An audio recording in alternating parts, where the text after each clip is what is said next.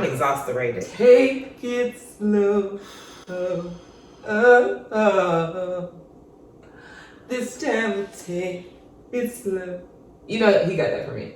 He didn't. Hi, everybody. Past the infatuation. Today we're going to talk about ordinary singers. Extraordinary singers. I thought you hated that word. I hate that word. Because... Why? Tell the people.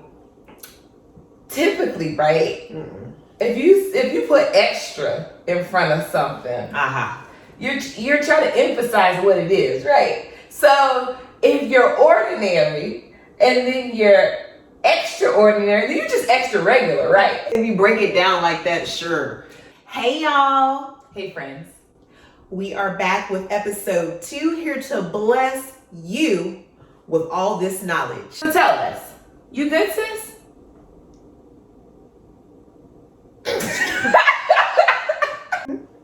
So today we're talking about ordinary people. Sure.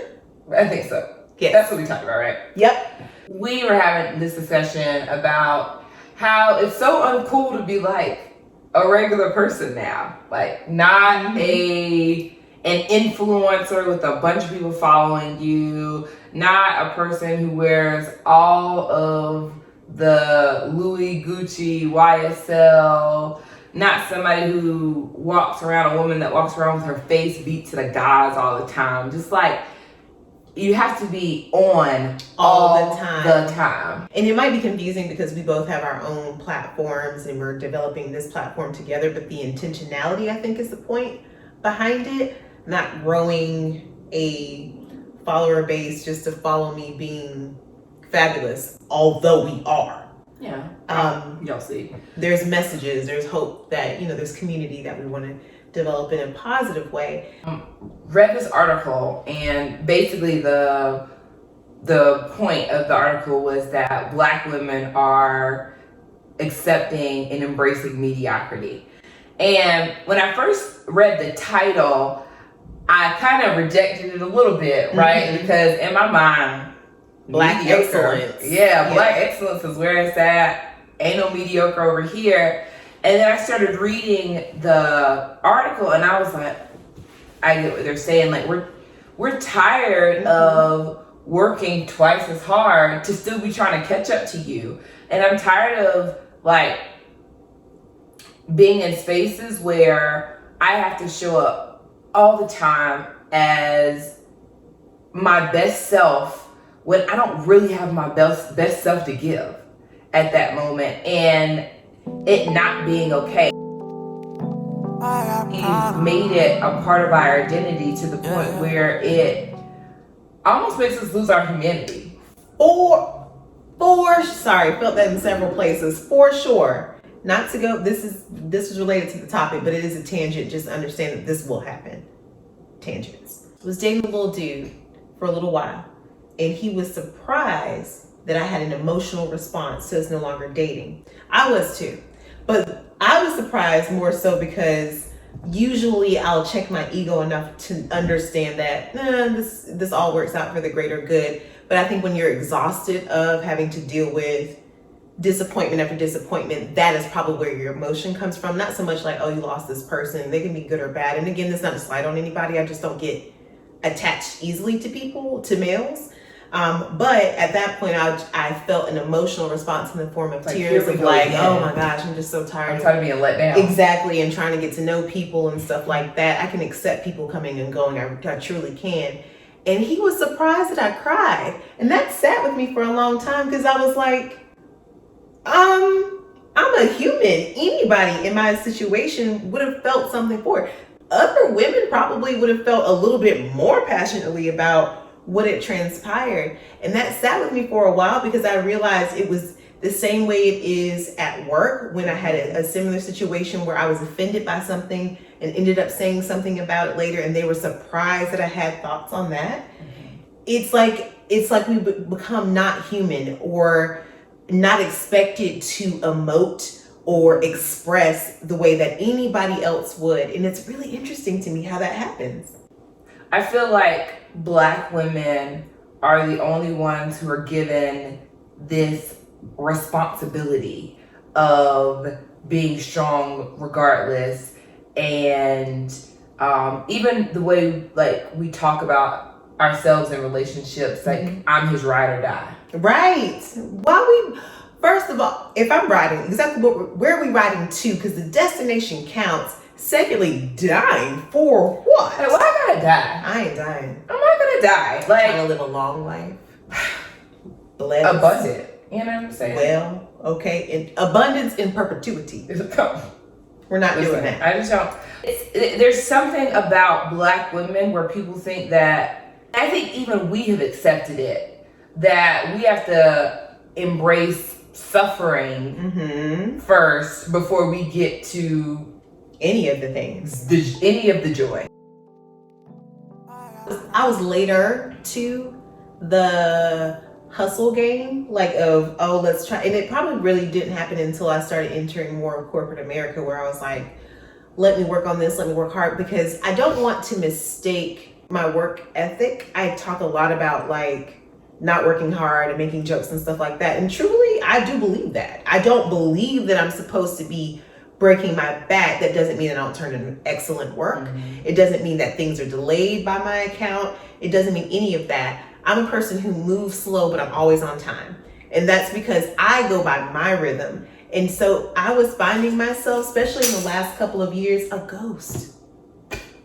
Finding myself in the last couple of years starting to kind of change that for myself and feeling like I had to work really hard in order to prove myself. And I think it was probably because I was not feeling valued in other areas of my life. And so I felt like this place, y'all are going to show me the value that I needed. And I had to stop that. I took this like sabbatical from life as I knew it, not by like quitting my job or giving the full effort, but taking time to break out some distractions so I could get back to the rhythm that I wanted to, the feeling of who I am, the confidence of who I am as I want to be, in remembering that I don't have to, I got to run my race. I don't have to keep up or win anything with anybody else. No one's competing with me because nobody's on this journey with me. Right. I've been in corporate America a long time, relatively compared to my age. And I have always, until recently, had this mindset of I've got to go in here and prove myself. Regardless of what I had already proven or the fact that I'm in the room anyway, right? I always walked in there with this mindset, okay, I got to show these people that I'm valuable, that I bring something to the table, that I'm qualified. It was exhausting. And then I also felt like I had to show up for every other Black person that didn't get an opportunity to sit in the room. I think too, because of the positions you've been put in, because you've been in leadership roles relatively a long time, also compared to most people's career trajectories. You've always had teams. And so I think you have an added layer because, and not just like through best friend eyes, but I think it's a very obvious thing that this person brings value. This person has expertise. I think if you told certain people to like jump in a puddle because it would renew their spirit, I think they would do it. But there's something very confident about the delivery or trustworthy about the delivery. And so I wouldn't have guessed that you put that much thought into showing up into these places. I've had to convince myself that this is not me being lazy, because I've called myself lazy for years, but I'm not. I'm just not doing that. I'll show up prepared. If we're talking about a subject or something like that, I'll have that prepared. I think what that is confidence, and rightly so. I think that I am just now falling into this confidence. Like, I used to be mortified at the thought of going into a meeting, having somebody ask me a question, and my response being, I don't know. Really? Now, I go into a meeting the same way my counterparts do. Right. Not prepared with anything, not knowing nothing. And if the answer is I don't know, guess what? That's the answer you're gonna get. And I don't feel no ways about it. Like, I'll do my job. Right. So that means I'll leave that meeting knowing that's something I need to find out. That's my takeaway. Right. But am I gonna feel inferior to anybody else in this room because I was like, you know what? I don't know, we'll figure it out. And it took me years in leadership to get that, and to not like feel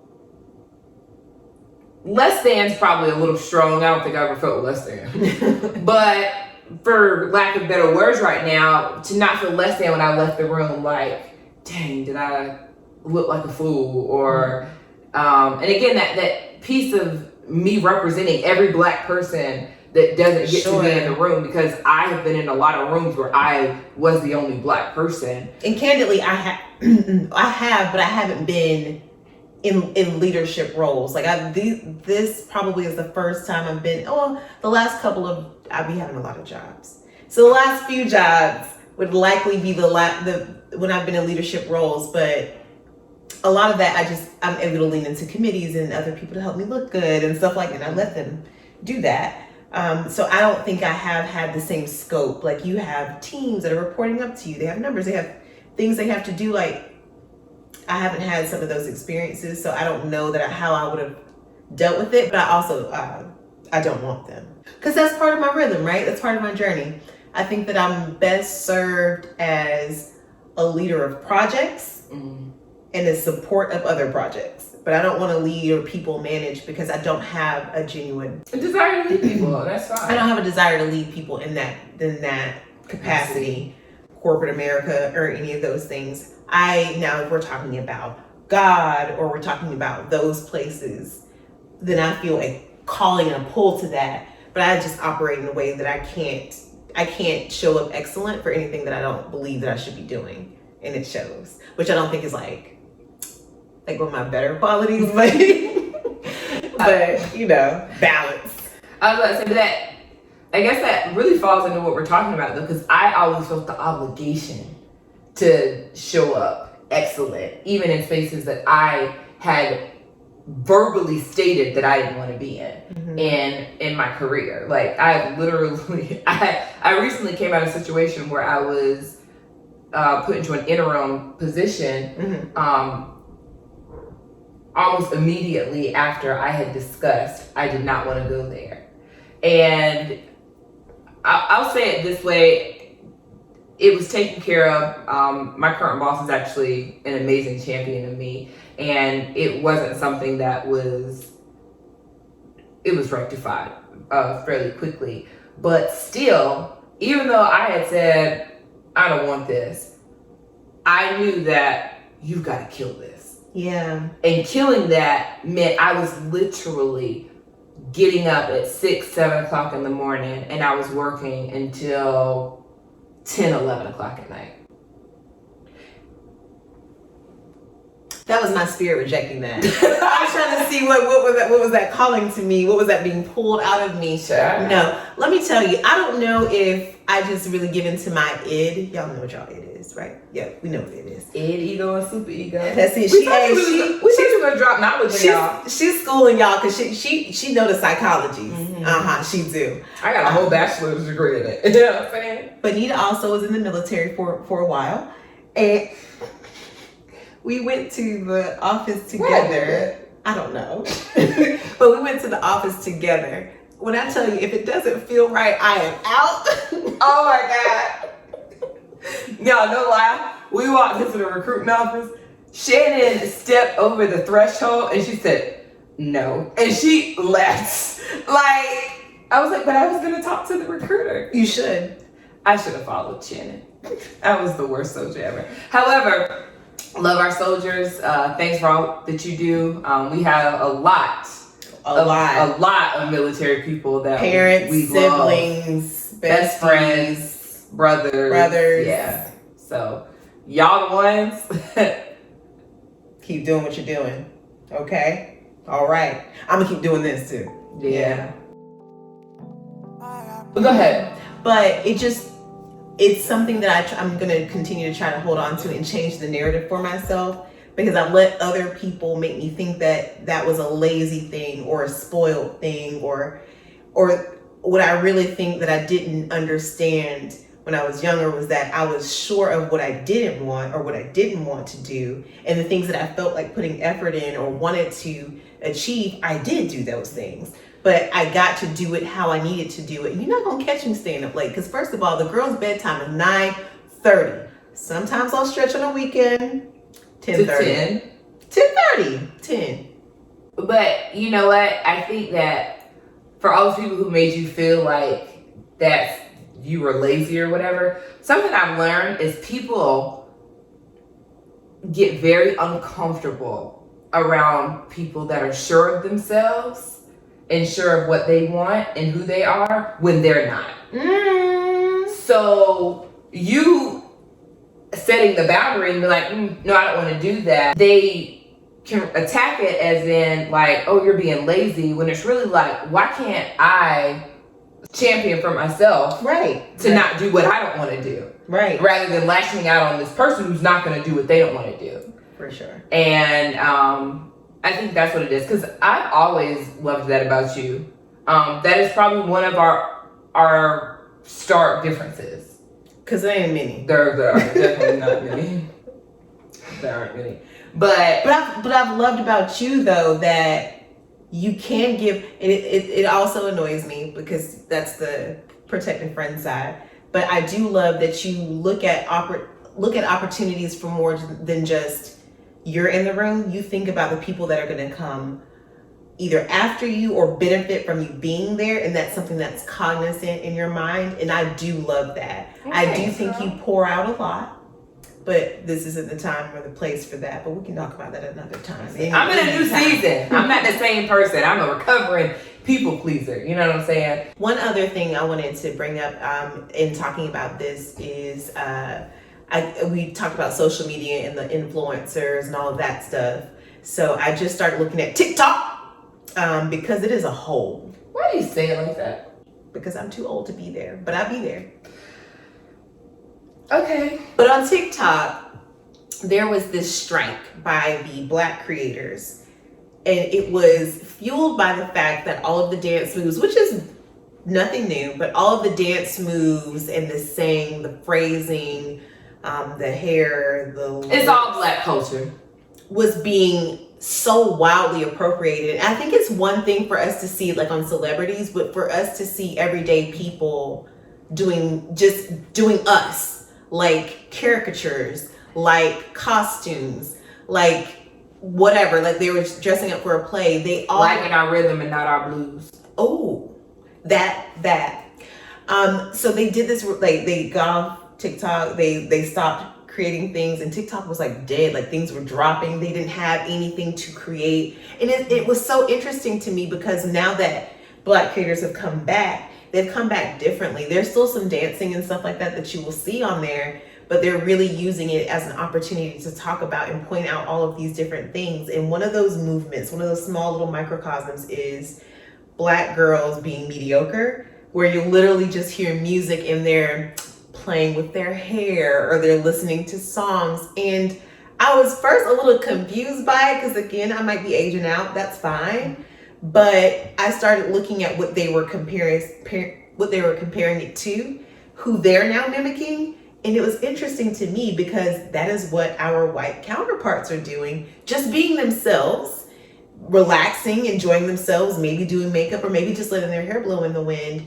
But it's an actual movement for us to do that, to just be. Look at it the wrong way sometimes. Like, I think as Black people, especially Black people that work hard every day and are really trying to excel or whatever, we get mad because our counterparts don't have to do that, or they don't do that or whatever, and they get to these same spaces when really we shouldn't be wanting them to do more. We should be feeling more comfortable in doing less if that's what we want to do. Right. I think so too. Which is what's behind the whole Black girl being mediocre type of thing. And again, it can be really gut-wrenching to hear that if you don't get what is trying. What they're actually saying. Yeah. I think the time is coming. I think all of the access that we have into each other's little worlds through, even though we know it's filtered, through these social media applications, and then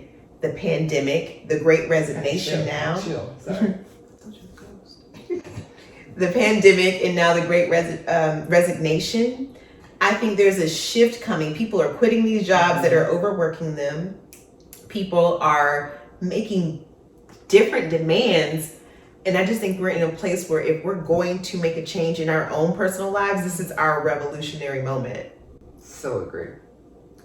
We have seen in the last, 24 months that we've been in COVID, that we can survive on less. Yeah. And more matters to me than my 9 to 5. Right. Like, so much more.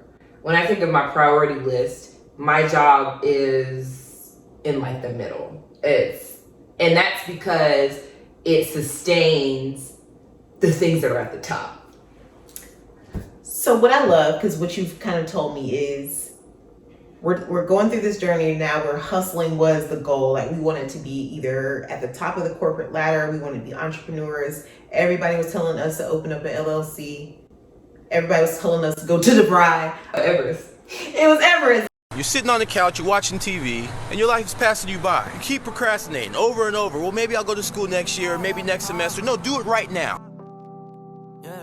Everyone was thinking they were giving us the blueprint of what success was, but it was based off of what they assumed we wanted. For you, what does a successful life look like?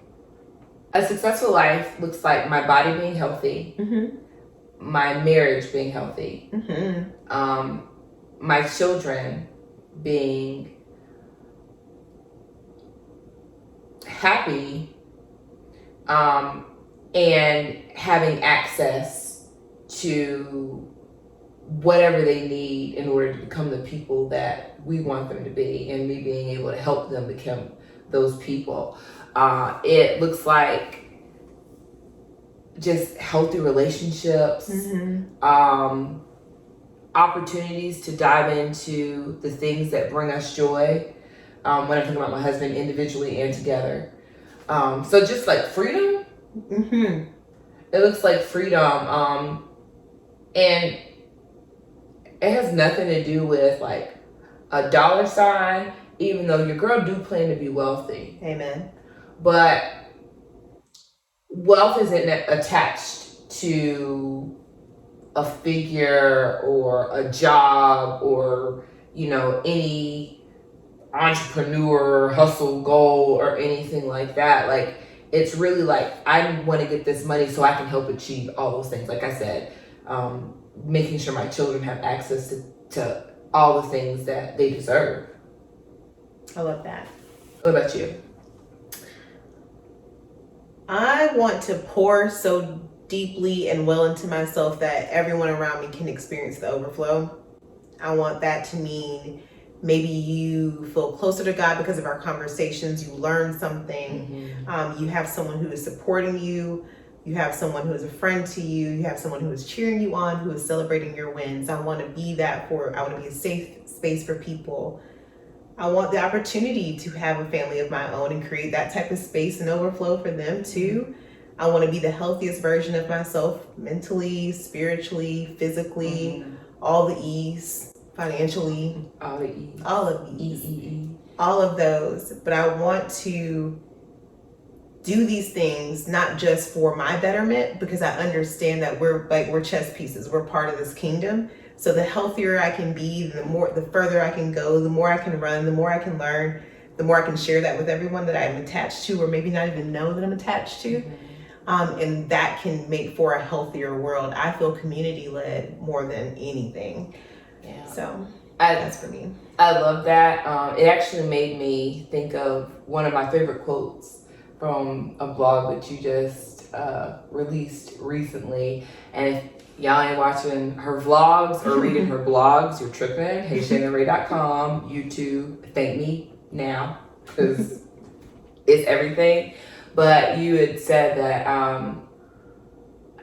I'm gonna love myself with all the love that I reserve for other people. And I know I didn't say it exactly what it is, but I think it's so, when I read that, it resonated with me so deeply, because if we can love ourselves the way we love other people and the way we want people to love us, then that can't help but to flow. Exactly. And to pour out on other people. And yeah, that was a good line. Thank you, girl. That was too deep. Okay. We hope you enjoyed today's episode. We'll be back. I know. I can feel the tears. Bye, y'all. Bye, y'all.